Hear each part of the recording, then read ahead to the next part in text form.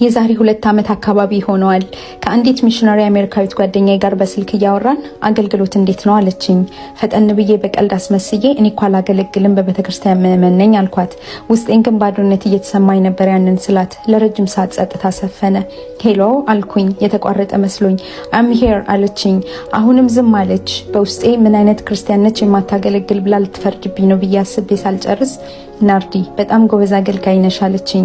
ለረጅም ጊዜ አውቅሻለሁ፣ ጎበዝ እናት፣ ታታሪ ሴት፣ መልካም ሚስት፣ ጠንካራ ሰራተኛ እያለች ስለኔ መልካም ጎን ተናግራ በመቀጠል ከምንም ነገር በላይ አንቺ የእግዚአብሔር ሴት ልጅ ነሽ አለችኝ። የምትኖሪውንና የምትሰሪውን ይህንን አባትሽን ለማገልገል ነው።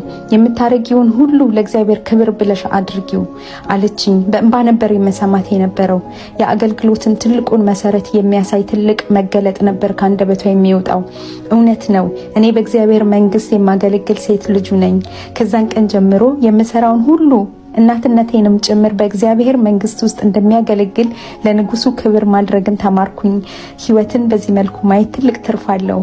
ተባረኩልኝ። ወዳችኋለሁ ባይ